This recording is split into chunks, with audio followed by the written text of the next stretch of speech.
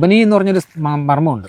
ആ മർമ്മത്ത്, ആ സ്തബനി എന്ന് പറഞ്ഞ മർമ്മത്ത് കറക്റ്റ് പഞ്ച് ഒറ്റിടി ആ സ്ഥാനത്ത് കൊടുത്താൽ ആ വ്യക്തി, ആ ഇടികൊള്ളുന്ന വ്യക്തി അയ്യോന്ന് പോലും വിളിക്കാതെ, ഒരു വാക്ക് പോലും വിളിക്കാതെ പുറമോട്ട് മലന്ന് വീണ് സ്പോട്ടിച്ചാവും.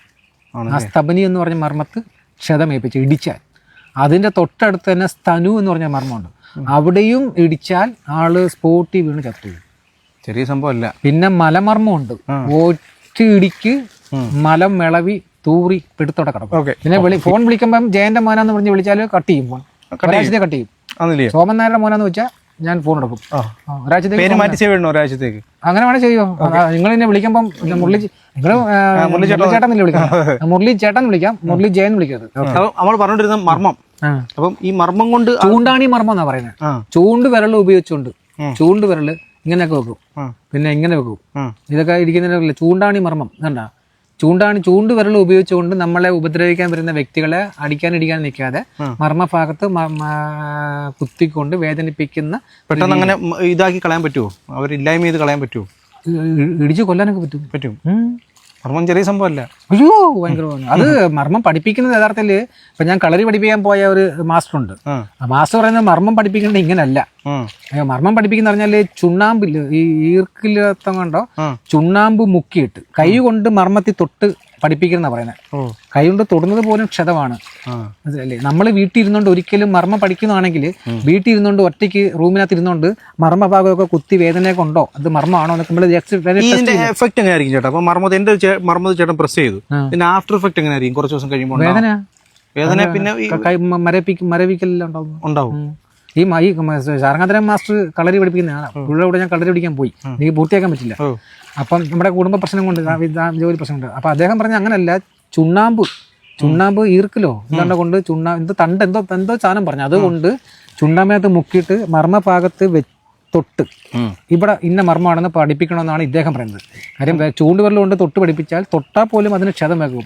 എന്റെ പറഞ്ഞു ഇതൊക്കെ പഠിക്കുന്നതേ കൊള്ളാം, പക്ഷേ ഞാനും പഠിപ്പിക്കാം, പക്ഷേ വീട്ടിനകത്ത് ഒറ്റയ്ക്ക് ഇരുന്നുകൊണ്ട് ആ മർമ്മഭാഗത്തൊക്കെ ഒന്ന് കുത്തി നോക്കരുത്. കാര്യം അവിടെ ബോധം കെട്ട് ചിലപ്പോൾ കിടക്കും, ചിലപ്പോൾ അവിടെ ചത്ത് കിടക്കും.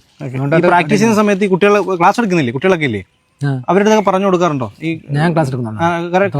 തുടങ്ങണം പറഞ്ഞിരിക്കുക. ഇല്ല, ഇനി മുന്നേ ഉണ്ടായിരുന്നല്ലോ. അടക്കം പറഞ്ഞത് പിന്നെ നിർത്തിയായിരുന്നു. പിള്ളേരെ ഒന്നും മർമ്മൊന്നും പഠിപ്പിക്കരുത്, കൊച്ചു കുഞ്ഞുങ്ങളെ. കാര്യം വേറെ ഒന്നും പറ്റില്ല. അപ്പൊ വല്ല സ്കൂളിൽ പഠിക്കുന്ന പിള്ളേരെ പോയി കുത്തിയൊക്കെ നോക്കിയാൽ ഭയങ്കര പ്രശ്നമാണ്. കുഞ്ഞുങ്ങളെ പഠിപ്പിക്കരുത്, അങ്ങനെ അപകടം. അപ്പം ഒരുപാട് അതിനെപ്പറ്റി പഠിക്കാനുണ്ട്. നമ്മുടെ ശരീരത്തിൽ സ്തബനി എന്ന് പറഞ്ഞൊരു മർമ്മമുണ്ട്. അത് എവിടെയാന്ന് ഞാൻ പറഞ്ഞില്ല. പിന്നെ ഞാനതിപ്പോ വീഡിയോ ഇത് ചൂണ്ടി കാണിച്ചിട്ട് നാട്ടുകാരെ എവിടെയെങ്കിലും വീഡിയോ എടുക്കുമ്പോൾ അവിടെ പോയി കൊടുത്താൽ ആള് ചത്തുപോകും. സ്തബനി എന്ന് പറഞ്ഞൊരു മർമ്മമുണ്ട്. ആ മർമ്മത്ത്, ആ സ്തബനി എന്ന് പറഞ്ഞ മർമ്മത്ത് കറക്റ്റ് പഞ്ച് ഒറ്റിടി ആ സ്ഥാനത്ത് കൊടുത്താൽ ആ വ്യക്തി, ആ ഇടികൊള്ളുന്ന വ്യക്തി അയ്യോന്ന് പോലും വിളിക്കാതെ, ഒരു വാക്ക് പോലും വിളിക്കാതെ പുറമോട്ട് മലന്ന് വീണ് സ്പോട്ടിച്ചാവും. ആ സ്തബനി എന്ന് പറഞ്ഞ മർമ്മത്ത് ക്ഷതമേൽപ്പിച്ച് ഇടിച്ചാൽ. അതിൻ്റെ തൊട്ടടുത്ത് തന്നെ സ്തനു എന്ന് പറഞ്ഞ മർമ്മമുണ്ട്. അവിടെയും ഇടിച്ചാൽ ആള് സ്പോട്ടി വീണ് ചത്തു. ചെറിയ സംഭവമല്ല. പിന്നെ മലമർമ്മമുണ്ട്. ഒറ്റ ഇടിക്ക് മലം വിളവി തൂറി പിടുത്തോടെ കിടക്കും. പിന്നെ രക്തമർമ്മമുണ്ട്. പിന്നെ മൂത്രമർമ്മമുണ്ട്. മൂത്രമർമ്മത്ത് കറക്റ്റ് ഇടിക്കുവാണെങ്കിൽ ആ വ്യക്തി ആ സ്പോട്ടിൽ മൂത്രം ഒഴിക്കും. ഈ പഠിച്ചത് കൊണ്ട് ആരെയും പഠിപ്പിക്കാനോ ഇതിനൊന്നും നിൽക്കുന്നില്ല. ഇതിന്റെ ഡേഞ്ചർ കാലഘട്ടത്തിൽ പഠിപ്പിക്കുന്നത് ഡേഞ്ചറാന്ന് വെച്ചാൽ ഇപ്പൊ ഒരു കരാട്ടയിൽ അല്ലെ കളരിയിലൊക്കെ മാസ്റ്ററായി നിൽക്കുന്ന വ്യക്തിക്ക് ഒക്കെ നമുക്ക് പഠിപ്പിച്ചു കൊടുക്കാം. അല്ലെങ്കിൽ പിള്ളേർ സെറ്റിനെയൊക്കെ പുതിയ അപകടം അയ്യോ, ഞാൻ തന്നെ പഠിപ്പിച്ചിട്ട് നമുക്ക് പേടിയാണ്. വടക്കുന്നൊന്നും പോകത്തില്ല. ഇപ്പൊ ആരെങ്കിലും വല്ലതൊക്കെ പറഞ്ഞാൽ ഞാൻ അങ്ങ് സൈലന്റ് അങ്ങ് പോത്തുള്ളൂ. അറിയാവുന്നതുകൊണ്ടൊരു ഭയം. പഠിച്ചു കഴിയുമ്പം ഏത് ക്രിമിനലും ഈ ഗുണ്ടായിസം കാണിക്കാനും റോട്ടിൽ ഇടി കടത്താനും ഒക്കെ ആയിട്ട് ഈ കരാട്ടയൊക്കെ പഠിക്കാനായിട്ട് പോകും. അപ്പൊ എന്നെ പഠിപ്പിച്ച മാസ്റ്റർ അങ്ങനെയുള്ള ആളുകൾ വന്നാൽ പഠിപ്പിക്കത്തില്ല. അപ്പോഴേ പറഞ്ഞു വിടും, സോറി പോയിക്കോളാൻ പറയും. നിങ്ങൾക്ക് സംശയം പുള്ളി അങ്ങനെ അദ്ദേഹത്തിന്റെ കുഴപ്പമെന്ന് പറഞ്ഞാൽ ഒരു സ്റ്റുഡന്റ് എന്നെ പഠിപ്പിച്ച മാസ്റ്റർ ചെല്ലുവാണെങ്കിൽ അദ്ദേഹം ആദ്യമേ പേരൊക്കെ ചോദിച്ചിട്ട് പറഞ്ഞു വിടും. എന്നിട്ട് ഈ പുള്ളിയെ പോയി അന്വേഷിക്കും. ആ പറഞ്ഞ സ്ഥലത്ത് പോയി അന്വേഷിക്കും. എന്നിട്ട് അയാൾ ക്ലിയർ ആണെങ്കിൽ മാത്രമേ എടുക്കത്തുള്ളൂ, അല്ല എടുക്കത്തില്ല. ഡേഞ്ചർ കുഴപ്പമായി കാര്യം പോയി വല്ലതൊക്കെ പ്രശ്നം ഉണ്ടാക്കി പിന്നെ മാസ്റ്റർ തന്നെ. പക്ഷെ ഈ ഫ്രോഡായിട്ട് വരുന്ന അടിപിടിയായിട്ട് നടക്കുന്ന വ്യക്തികൾ, ഇപ്പൊ ചാരകച്ചവടം ആയിക്കോട്ടെ, മയക്കുന്ന കച്ചവടം ആയിക്കോട്ടെ, ഇവർ വന്ന് കരാട്ടെ പഠിച്ചു കഴിഞ്ഞാൽ, കളരി പഠിച്ചു കഴിഞ്ഞാൽ, മാർഷൽ ആർട്സ് എന്ത് പഠിച്ചു കഴിഞ്ഞാലും പിന്നെ അവർ ഒന്നിനും പോത്തില്ല.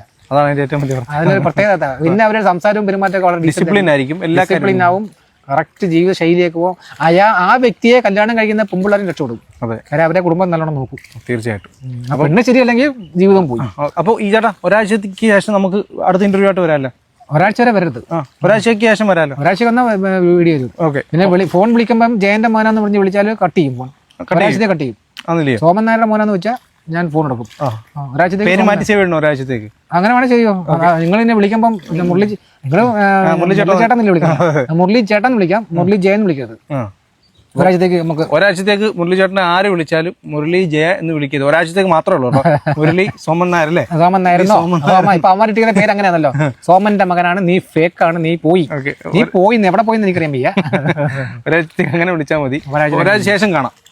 ഒരാഴ്ചത്തിന് ശേഷം നമുക്ക് വീഡിയോക്കകത്ത് വരുന്നതായിരിക്കും. അത്ര നേരം ഡിസ്റ്റർബ് ചെയ്യുന്നില്ല. ആദ്യത്തെ മക്കളെ ഞാൻ പറയുവാണ്, ഒരാഴ്ചത്തേക്കകം വെച്ച് DNA എടുക്കാൻ ആദ്യം വന്നില്ലെങ്കിൽ എൻ്റെ വീട്ടിലെ ചരിത്രങ്ങൾ നീ സോഷ്യൽ മീഡിയയിലൂടെ പുറത്ത് പറഞ്ഞത് കൊണ്ട് നിന്റെ കുടുംബത്തെ ചരിത്രം ഞാൻ സോഷ്യൽ മീഡിയയിലൂടെ പറയും.